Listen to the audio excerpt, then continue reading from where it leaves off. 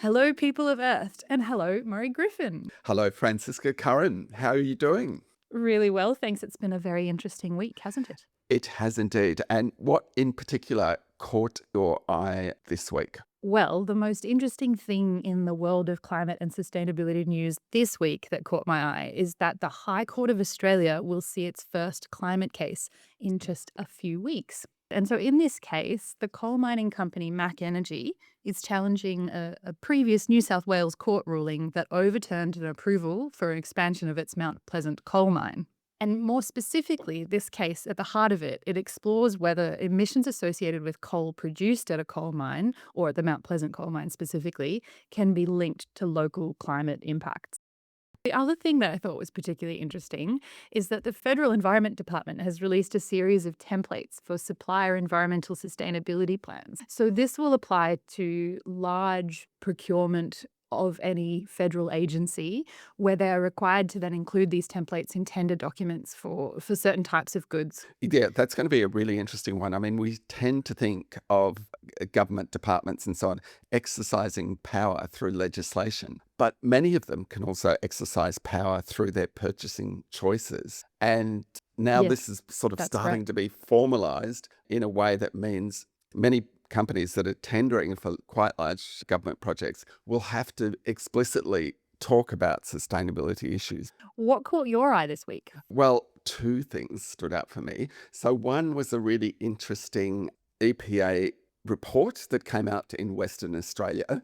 And the Western Australian EPA has recommended approval for a proposed new underground mine in the Great Sandy Desert, which is 400 kilometres southeast of Port Hedland. But it's come up with quite a unique approval condition. It's recommended a ban on nighttime haulage of ore from the proposed gold mine to protect the critically endangered, mostly ground dwelling night parrot. The parrot is so incredibly rare that for about 100 years it was thought to be completely extinct, but it turns out it's not. It hides in clumps of spinifex during the day and comes out after sunset to forage for food. And the EPA has also recommended feral pest management conditions, which are those are actually quite fairly standard in project approvals, which it says will result in a net benefit for both the night parrot and the greater bilby. Yeah, so I thought that was a really Yeah, interesting approval. I and mean, evocative. yeah. You can really imagine this ground-dwelling night parrot in between bushes in the day and then coming out, and I'm glad that they'll have this extra layer of protection. And they are an incredibly cute parrot. I mean, most parrots are, but we do have a photograph of it in the Earthed newsletter, so check that out. Or better still, check out the Bush Heritage Australia website. But the thing that I liked about it was that we talk a lot about nature positive and we talk about net gain and so on. And here is an example which seems to be about delivering a net gain where, yes, you can have your gold mine, but yes, you have to protect the parrot better and short of giving the ground dwelling creatures flying lessons, doing something to tackle feral pests and preventing trucks driving at night. Sounds like a pretty good thing. Sounds like a good win-win, doesn't it? Yeah. Was there anything else? What was the second thing that caught your eye this week? Well, there's an intriguing story in Queensland. What's happened is that the Queensland government-owned power company Stanwell has agreed to buy coal from a coal mining company on much more flexible and generous arrangements than before. So, Mm. according to the coal mining company, Coronado Global Resources, an amended financial arrangement between it and Stanwell could deliver Coronado cash flow benefits of about 250 million this financial year. Interesting. And while Coronado has done well out of the deal, it has cost Stanwell money. Stanwell last June paid Coronado $116 million. So it's a really interesting story. If you want to find out more, check out the Earthed newsletter. Well, Murray, before we get into our other news items of the week, first up, our quiz for today is what is baseline air? Stay tuned to the end to find out. I've got to say, I had no idea what baseline air was. I don't know about you. Did you know? I made several kind of guesses Right. and have more to say about it. Alrighty, let's start with what's going on in Australia's parliaments. So, solar panel waste is back in the spotlight, with the House of Representatives inquiry into solar panel recycling holding its first hearing. Federal officials that gave evidence spoke of the logistical challenge of collecting and moving solar panels without breaking them, because once the glass shatters, the panels become much harder to recycle. Officials also talked about a pilot solar panel recycling project that will get underway shortly. In Queensland, a parliamentary inquiry into sugarcane bioenergy opportunities has recommended that the state government push for a national biofuels mandate, which would require a minimum amount of biofuel to be blended into petrol. And the committee says the mandate should include a requirement that a set portion come from local feedstocks, such as ethanol produced from sugarcane waste. I think that could be pretty cool if there was a global approach to bioenergy blended into the current fuel landscape. Certainly, you would think that's a report that would be getting more attention this week than it might have got about 3 or 4 weeks ago. Oh, absolutely. In New South Wales, a recent hearing of a state parliamentary inquiry into the impact of renewable energy zones heard some inspiring evidence from a farmer who has a property in the New England Renewable Energy Zone. So, Andrew Locke told the inquiry he is one of 36 farmers who will host the proposed Winterbourne wind farm. And he told the inquiry he wanted the wind farm approved as soon as possible. He said, and I quote, "This is our family and business choice to sign up for it. It improves our business resilience." He goes on to say, "It gives us drought protection and we're about to go into a dry season right now, so that's very front of mind. It has no effect on our ongoing productivity. In fact, in my view, it improves the productivity of our land because not only are we producing rural income, but we're producing energy income." He also says that they're conscious of making sure the community will benefit as well. Log explained how the Waltershire Council gets an upfront payment of $1 million at financial close and then $750,000 a year after that for council to manage community benefit fund. Which is a very large amount of money. Now, you might think that not many people living in areas that will host a lot of renewable energy projects think like Andrew, but research shows that's not true. Verity Morgan-Schmidt from Farmers for Climate Action told the same parliamentary hearing that a lot of rural people and regional communities consistently underestimate the level of support for clean energy in their own community. Her group's research shows that about 62% of the people living in renewable energy zones support them. But the same survey showed that when asked to estimate the level of support in their region, people estimated that it would be only 37%, which is far below the actual Well, level of support.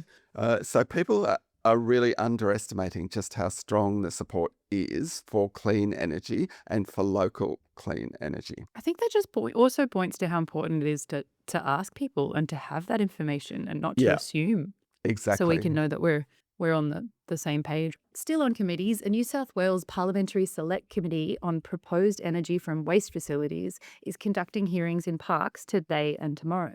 Meanwhile, a joint parliamentary committee inquiry into preparing for emerging industries in Northern Australia is holding hearings this week in Kununurra and Broome. And finally, in committee news, the Australian Senate has established a committee to investigate how effectively Australia taxes LNG companies. The committee will also look at how imposing larger taxes on LNG companies could raise revenue to provide cost of living relief to households. The committee will report on May 7, which, coincidentally or not, is just before the federal budget is handed down on May 12. That will be an interesting week. Yes, So many committees.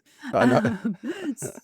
Every week. Staying in Parliament, and the federal Parliament has passed legislation that will allow Australia to become a party to the UN High Seas Treaty. The treaty entered into force at the start of this year, and the bill passed with bipartisan support, with the coalition saying it proudly supported the legislation. If you'd like to learn more about the UN High Seas Treaty, we do have a Track Changes podcast episode unpacking this with Rebecca Hubbard from the High Seas Alliance, so give that a listen. We do indeed. And isn't it lovely to hear that word bipartisan, Oh, it's so Francisco? lovely, especially with something like this. It's Yeah, so important, and the implications of the treaty are so important for people and the planet. yes. Let's head back to land. And Environment Minister Murray Watt has listed three more types of native forests as endangered ecological communities: the alpine ash forests and white ash forests, and the pinkwood cool temperate rainforest. I'd never heard of that last one, but apparently it's No, a me thing. neither. The listings are in line with advice from Australia's Threatened Species Committee, and they mean these forest types face a high risk of collapse or extinction unless more is done. And if you want to read an interesting article by a Melbourne University expert on alpine ash, which is a spectacular tree that can grow up to 90 metres tall, Google alpine ash and Tom Thurman. One thing, Francisca, that because I was Googling to find out about these forests, while you can easily find on Google complaints from forestry associations and so on about these listings, it's very hard to find information from the government about why it's essential. And to me, that's a real oversight. There should be some clear information widely available Yeah. explaining why this is essential. Don't you reckon? Oh, absolutely. And now, on the subject of native animals, there's a fantastic story from New South Wales. CSIRO has been working with 23 New South Wales landholders to test the effectiveness of using airborne environmental DNA to identify what native animal species are present in an area. The landholders install devices to collect tiny traces of DNA drifting in the air and return the filters to CSIRO for testing. The New South Wales Biodiversity Conservation Trust says that analysing airborne DNA is an exciting new science with huge potential that offers an easy way to monitor animals on large or remote private properties. Lab testing from the trial has so far identified DNA from many native species, including koalas, grey-headed flying foxes, bandicoots, and many birds. And Murray, I had no idea that little bits of DNA could fly in the air and then be caught and tested and I give did not information. That either. To me, is I thought this was a mind-blowing. That's great story, but it did freak me out a little. I think next time I a little bit. step into a train carriage, I'm just going to be thinking of all that sort of No, Murray, no. airborne Think about airborne DNA floating, think airborne about DNA floating around. no, Murray, go into the forest and think about all the the the natural Yeah, non-human DNA that's That's floating that's around. that's where I should focus. And by the way, those 23 landholders that are doing that project, they are total legends because they're also people who have signed conservation trusts for parts of their property Yes. with the New South Yep. Wales Biodiversity Conservation Trust. So total legends. Fantastic. Very exciting. Yes, yes. So finally, on the land-based front, the federal government has finalised a new environmental assessment agreement with the South Australian government, which replaces a 2014 version. The scope of the agreement, which was finalised under the reformed federal EPBC Act, will include the majority of developments that are declared major projects under South Australia's Development Act or its Mining Act. Moving on to carbon markets, there's some changes coming to how farmers, Indigenous groups, waste companies, and other businesses can earn some types of carbon credits. Firstly, the government has amended the rules for earning carbon credits from projects that carry out managed burning in northern Australia savanna lands to reduce bushfire risk. These projects, many of which are carried out by Indigenous groups, have carbon benefits because bushfires can result in large quantities of greenhouse gas emissions. The changes are being implemented through two new savanna fire management methods for earning Australian carbon credit units. The new methods will better recognise the full carbon abatement benefits of managed burning in northern Australia savanna lands to reduce bushfire risk. Looking ahead, the government also flagged that a new carbon credit method is on the way for earning carbon credits through better livestock management.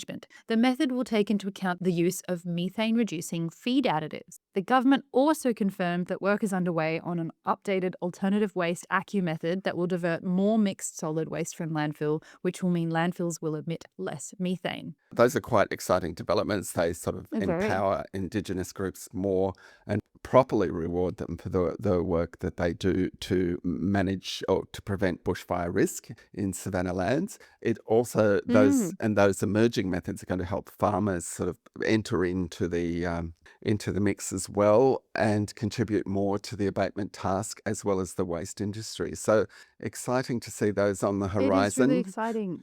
And the role that Indigenous groups and that farmers, managing livestock on land and that waste management can play in abating carbon emission is really exciting.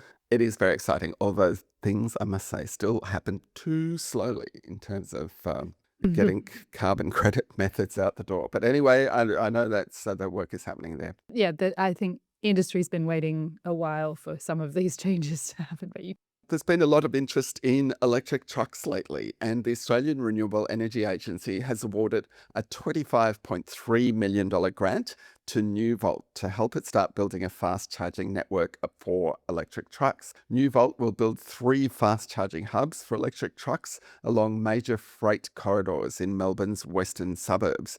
Meanwhile, the Clean Energy Finance Corporation has committed $100 million to help Volkswagen Financial Services Australia offer customers discounted finance to buy new and used electric vehicles. Not just electric Volkswagens, but many different vehicle brands. Another company with truck charging plans is New Energy Transport. And although it didn't get a grant this week, it did get some very useful federal support. New Energy Transport's Wilton proposed electric truck charging hub in Sydney has been named as one of 4 projects to participate in the pilot phase of the Federal Investor Front Door Initiative. What The is the initiative front aims to door? What is the Francisco? What is the front door initiative? It's such a great name. What does it actually Oh, do? well, Murray, the initiative aims to fast track major projects in the national interest, letting them in the front door. Yeah, And I it get aims it. to ensure that they get streamlined environmental assessment and approval. Another 3 projects will also trial the front door initiative. Hammer Energy's proposed renewable fuel projects in Victoria and South Australia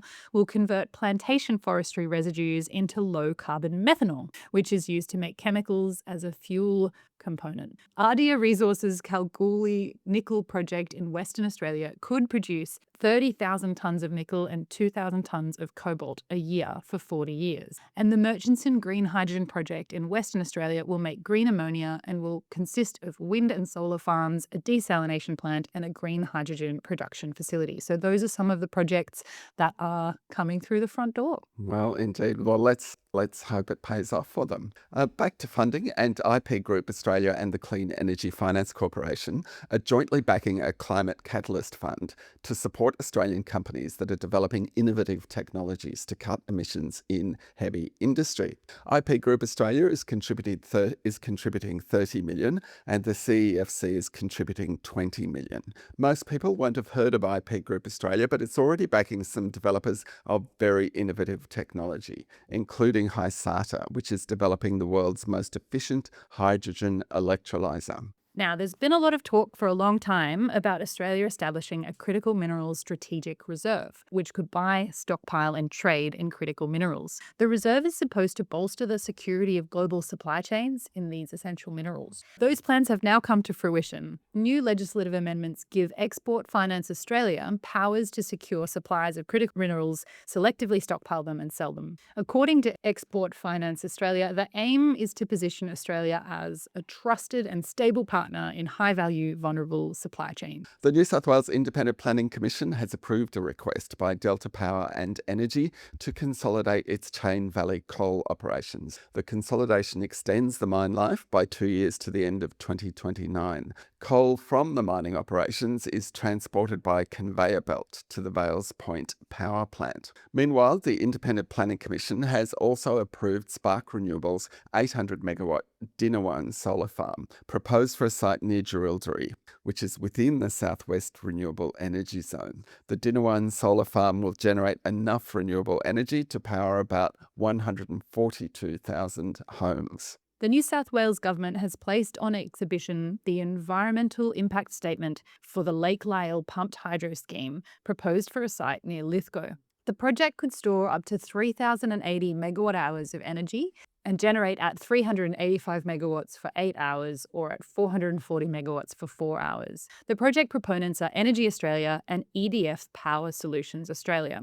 The project would encompass Lake Lyell, which is an artificial lake owned by Energy Australia that supplies water to its Mount Piper coal power plant. The power plant is due to close in 2040. And we're totally pumped about that project, aren't we, Francisco? Oh, we absolutely are, Murray. Let's keep flowing to our next news item. Oh, I like what you did there. So, next up, a small thing that is the start of something very big. New South Wales Energy Co has announced the raising of the first transmission tower in the Central West Orana Renewable Energy Zone. The Central West Orana Renewable Energy Zone will deliver enough electricity to power more than 2 million homes and will ramp up from 2028.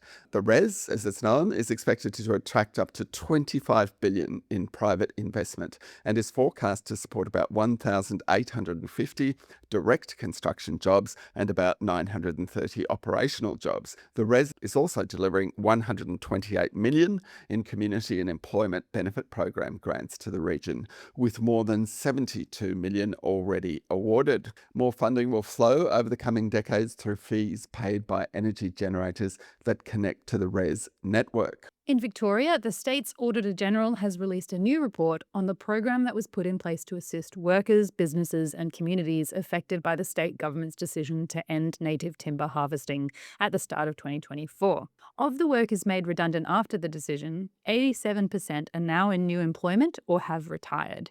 But full-time roles have decreased from about 80% to 60%. The audit found that the transition program has well-designed guidelines to administer grants and support, but found it isn't clear if these have been applied consistently. Staying in Victoria, and the state government has ordered 150,000 megalitres of water from the Victorian desalination plant, which is necessary because of a significant drop in metropolitan storage levels. Metropolitan storages are at their lowest levels in more than 6 years, and storages in Melbourne and Geelong have had their steepest annual decline since the millennium drought.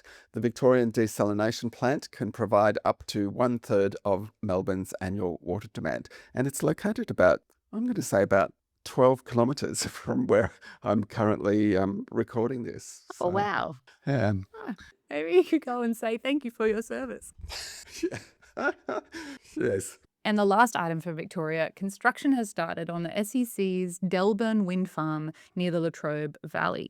The 205 megawatt wind farm is Victoria's first government-owned large-scale renewables project. The wind farm will be operational in 2028 and will generate enough electricity to power more than 130,000 homes. On the waste front, Tyre Stewardship Australia has released a YouTube video with the fantastic title of Tyred and Wasted that exposes the cost of illegal tyre dumping.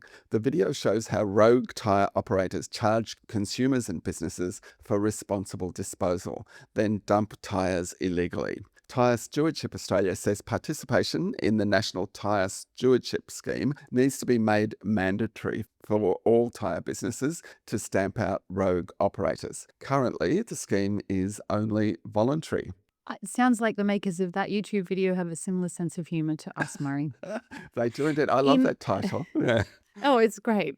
And a very important topic, I think. Yes. Yeah. In other quick news, the federal government is consulting on proposed tweaks to the National Greenhouse and Energy Reporting Scheme, which requires large emitting sites to report their emissions to the government. Interestingly, the consultation paper also says that Australia and the UN Environment Programme are working together on a world-first study to test approaches for measuring methane emissions from open-cut coal mines. And speaking of reporting schemes, the Environment Department has just released the latest annual National Pollutant Inventory data. The NPI includes data on emissions of 93 substances from more than 4,000 facilities. And last up, the answer to our quiz. This month marks the 50th anniversary of air quality monitoring at CSIRO's Kenanuk Cape Grim facility in Tasmania. The facility measures what is called baseline air, which is unpolluted air that has travelled across the Southern Ocean without encountering land or human influence. One thing I'll be Googling about baseline air, Murray, is whether it has changed over time. Because I can imagine it changes from one place to another on the planet, but is that still baseline air forever? I mean, Yeah, we obviously know that yeah. carbon Yeah, concentration, what pollutants have changed. yeah, that will be intriguing just to work out, have there been changes in the baseline over the last 50 years? Mm. I could just Google it, but Okay, that's it for today. Two more people are crucial to making this podcast happen: Sophie Sedaris and the co-founder of the Earth News Service, Chris Dancy. To find out more about what we talked about today, check out the Earth newsletter at earth.au. And if you enjoy this pod, there's something we'd like you to do for us. Please share it with a friend, a colleague, or your network so they get to hear about it too. And give us some stars on your pod listening platform. When Spotify and Apple see stars, they're more likely to put our pod in front of other people. See you next week. thank you and see you next week.